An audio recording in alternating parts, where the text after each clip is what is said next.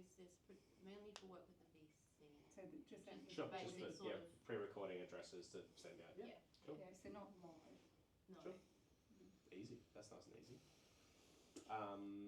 Okay, so I guess with the last script, we kind of started, at the basic functions of the camera. Are you guys comfortable with that? What I might do, I might just give a bit of a rant on sort of, pointing to a bunch of things and, sort of say what a bunch of stuff is in here, and then we'll, can drill down and ask some specific questions and go through details on things. So 2 cameras in here most of the time, well actually 3 cameras, but these are the 2 primary cameras. This is camera 1, that's camera 2. The 2 cameras are actually identical, like the camera bodies and lenses are identical. It just happens that this one's set up with an auto cue, whereas camera 2 isn't. So the way that you'd normally use them is kind of like we've got it at the moment. So camera 1 is just a straight in shot, close up shot, right down the lens sort of thing. So you can read the auto cue. And camera 2 is like a cutaway shot, so across, so you can switch between shots or mix it up, whatever you want to do, creatively, I guess. Excuse me, can you wear this? So Yeah, while I'm sure. This magnetic Sure. bag. That would be pretty cool. Maybe I get a copy if you ask this for my Yeah, colleagues. sure. Please Yeah, on just link. send me the email. I'll send you the link. Okay, so over here we got a preview monitor. It's on wheels, you can move it around. All these cameras are on wheels, obviously you can move them around wherever you like. This is the program preview, so whether it's going to live stream, whether it's going to Zoom, whether it's getting recorded, this is the main output of the video switcher. It's just duplicated over here so that whoever's on stage can see what's being recorded. So, you can put it anywhere in the room you like, but there's probably a good enough spot. So with the cameras, obviously there's a bunch of, slew controls and stuff on the tripods here. So you've got locks where you can lock it into position, and you've got drag on there, so you can choose how much drag is on the pan tilt on the tripod. Couple of things over here. So we've got 2 different headsets here. We'll go through this one first. So this is the comms headset. So comms being communications, so between the video director who'd be sitting in the control room with the door closed and the camera operators out here on the floor. So if you've got a headset on, by default you're just listening all the time. So the operator in there can have their microphone on all the time. Camera operators can only talk if they push their button in. You can hear it coming out another headphone over there. So these guys can talk to each other. There's a pack on each of these. There's a pack in the control room over there, and there's like a speaker as well. You can turn the volume up so you can just hear it over the top of stuff. Out here there's also, if you just want to jump behind you there's another headset. You can put that on. If one of you guys want to grab that. I can't quite reach over there.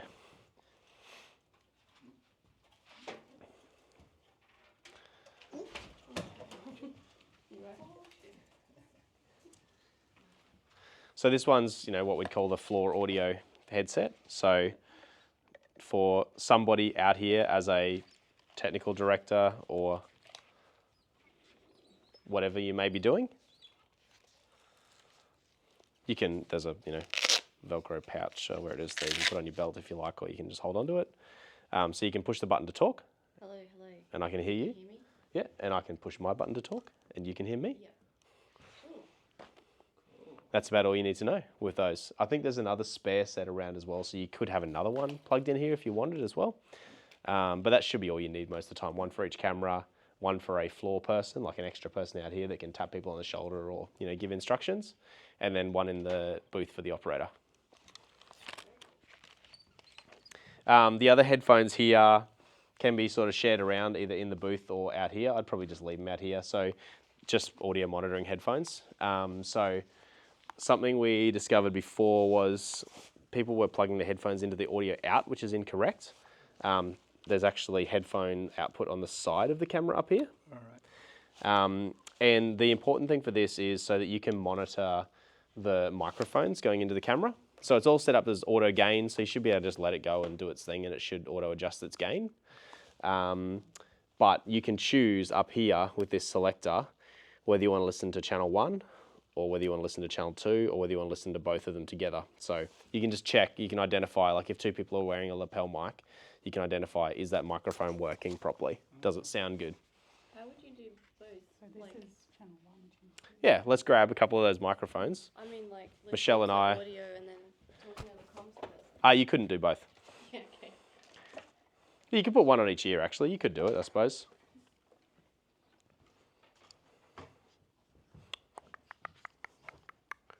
Number 1. Oh, yeah.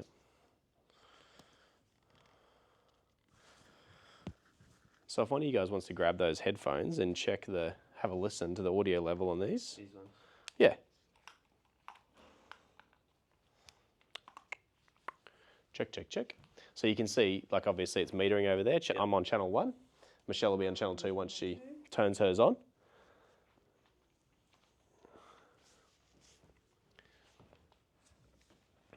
So these are the receivers up here, the wireless microphone receivers. They're USB rechargeable, so you may need to put them on charge when you're finished. All the wires are over there.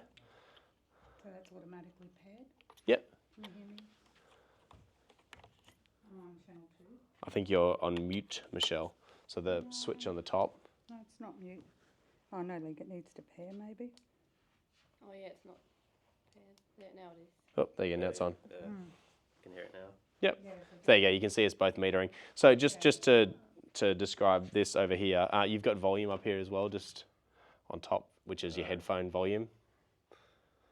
just so we don't blast your ears. Yeah.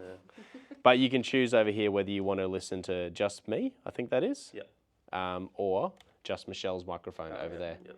Yeah. Is the middle one mixed where you'd hear both? Yeah, that's right. If you set it to mix, which will be, that's how we'll That leave would it. be, yeah. But if you've got a crackly microphone or something like that, and you're trying to identify which one it is, Isolate it. you can isolate. It's number 1. So that's what that's for. It's just for fault finding essentially. Yeah, and can you just, if you want to come around, Chin, just show where the plugged in. See how that's Yep. got the. So these are the receivers over here. There's a little thing you can press in there to pull it out. Yep. These things rotate around, so you can sort of fit them in most spots on the cameras. Just click it in. And the number on that has a number on it. They're all paired up already, and they just go to the number they're paired with. So what microphone 1 and 2 go to camera 1. Microphone 3 and 4 go to camera 2 over there.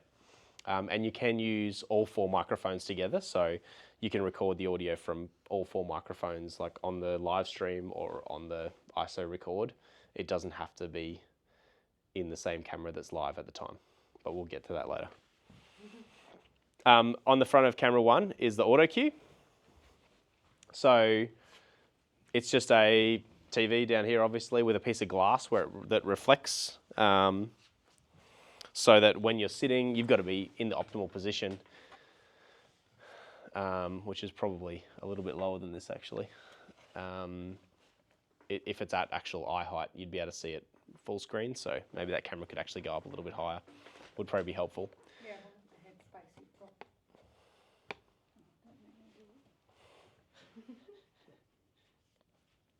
Maybe just tilt it up a little bit, actually, Michelle, so I could see it. It's on on that side of the camera. You had the right one. Yeah, that's the one. No, forward. That's it. Yeah. Boop. Go up a little bit, and then zoom in.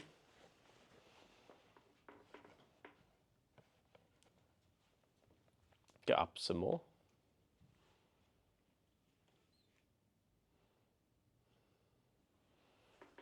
I can still barely. We'd probably need to actually set the camera higher in order to see. I think it's been set up for like a low chair. No, it's just probably not been set up. I think it got lowered down probably for like low chairs at a panel or something like that. You can see like when I'm sitting here, I can't actually see the top line. Yeah, there's text up there, but you've got to be down at this height. This bit? Yeah, let's do that. Let's set it up to the right height now. Do you want to jump on that chair and let us know when it's at the right height to see? I just have to do these slowly, one at a time.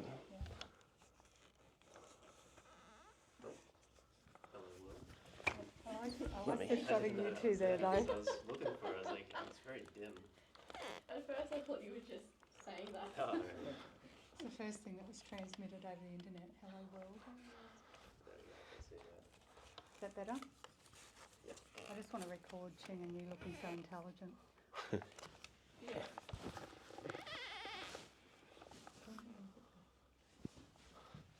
Let's level this off now.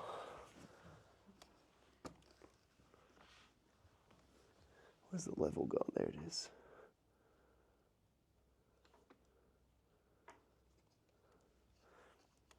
That's better. Is that better? You can see that text now? Yeah, it's a little cut in half, but still on a little. Down there's a little bubble level. But you can see I adjust it. Yeah. You could probably go up a little bit higher even. It should be at like level with your eye height Yeah. in order to see the text. Let's go up even a little bit higher.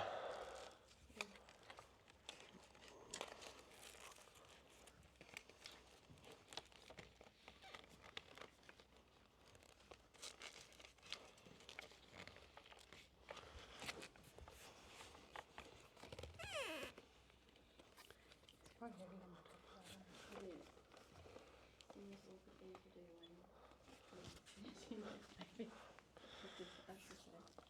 Can you sit on the chair? Let me just level this out again. That is good to know that underneath one. I didn't know that was there. Yeah. You're going up and down and up and down and up and down. How's that? That's much better. And that was good in Was there. that Oh, yeah. yours? You can read the text now? Yep. Sweet, cool. That's how it should be, is about eye height. Yeah. So you're looking straight at the so you're looking straight down the barrel of the camera when you're presenting, Yeah. because it's more engaging at the person at the far end. Yeah, it looks heaps better. Much better. And will you be able to run through to like color settings? Because I noticed The white sometimes Yep. balance stuff, between yeah. the two it can be. So we did that earlier. We worked I'll out something too, by the way. did you? This one had a different thing set on it. Like someone's been messing with Oh the yeah, it had the buttons. ND filter No, flicked no. in, yeah. An additional thing. Oh, as and well. additional, yeah. So there was a couple of things. It's pretty exhaustive, obviously, what you can do. If you come here, The settings on the camera, there's a lot of settings on the camera. zoom in. Can you hold it in front of your face? Yep. Yeah, so you want to zoom in so most of it's white. And then see there's this white balance? Oh yeah. Hit that once. And then you should be able to just zoom out. And then, Rather than doing that in the booth. yeah, that'll get you. And then do the And then do the same thing with the other Do camera. you want to try it with this one? You want to do it just to know you can do it? So zoom in so it's mostly white. Oh. Just down a bit now. Just bring it down a bit now, please, James. I'll just Yeah. and then And then hit white balance. Just once. You just need to press it once. And that should balance the colour out. Cool. That should be pretty close to the same between the two cameras. yeah. So when we were here before, there was things to look for. This ND filter was on a number which puts like a filter over it. That must be what would That when messed we it were up. in. Yeah. And in addition to that, this was set to auto white balance. Mhm. So every time we white balanced it, it would change as soon as we moved the white. So this needs to be on manual. So you need to set it. Yeah, that's right. Otherwise, Is that one set to manual as well? Yes. yeah. Yeah, so cool. that one was right. This one, and we kept getting a bluer. Yeah, it kept Yeah. changing. Kept Oh, that's so changing. good to know. Yeah. Yeah. So that's an easy one. Cool. How do you change the Kelvin, temperature camera? How do you set up the Kelvin according to the light temperature? That's just the white balance. So Just that's the just white yeah, balance. just a one setting. Yep. So Can you you artificially just change the settings of the Kelvin's that camera? you can you can change whatever you like on the camera. Which part is changing that? I think actually, if you go into the menu, there's a white balance setting. Yeah, there's a bunch of extra stuff in the menu if you go. So if you go menu, why do I know this? Because I was looking at it before. And then you use this little dial. So you want to go, Oh yeah. and then white balance. So it's internally. See, Okay. see white balance preset is outdoor. All right. We just have been clicking it Indoor white balance, yeah. on So the TriCaster in the settings. Yeah, so you what Drag so it. This would be better. correct. So what you want to do is get the source right. So Yeah. like you can it's kind of like doing color adjustments in post production. Like when you change it over there, the primary thing you want to do is get your two cameras looking the best you can before you do any other manipulation. Yeah. That's awesome. So if not on manual though, you can't You change can't it. do that. Yeah. Yeah. So there's all different temperature settings in Roaching as well. Not that I want to use it, but Mm. Awesome. Let's learn that. I'm not a big camera guy, so I can't really help you with the really the the ins and outs of cameras. I was asking because some of the students asked me about that. Last time I was I can't find that button to change the color temperature. I just fiddle with it until I get it looking nice, So and then make that. press every button in theory. Oh, I learn what all the buttons do. I go and press them and see what they do, and work out whether it makes it better or worse.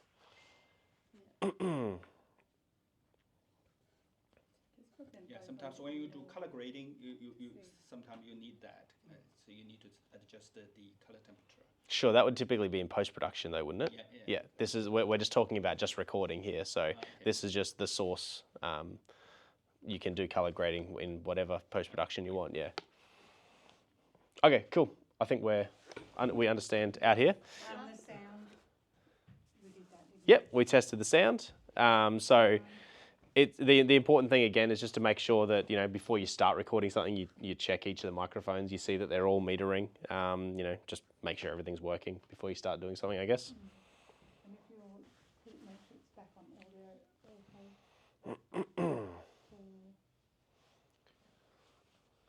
where's the auto button for the audio? The auto button for okay, it's under a little door. So Oh yeah. so there's two gain knobs here for the audio. So that's those two inputs over there. I've just let them set as auto, which is up here. Okay. So you can manually set them, and then you can manually trim the gain to adjust the level.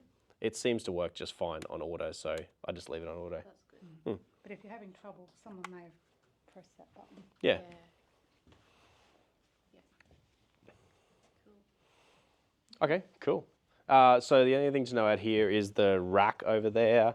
That's really just a junction box. That's just where the camera cables connect and run back through the ceiling over into the booth. Not really anything to know over there, I guess. There is a camera 3 and a camera 4 connection point over there, so you can plug another 2 cameras in if you hired cameras or had other cameras you wanted to plug in. They just need to be SDI cameras. So the new Blackmagic one won't fit. It should do to have an SDI out, wouldn't it?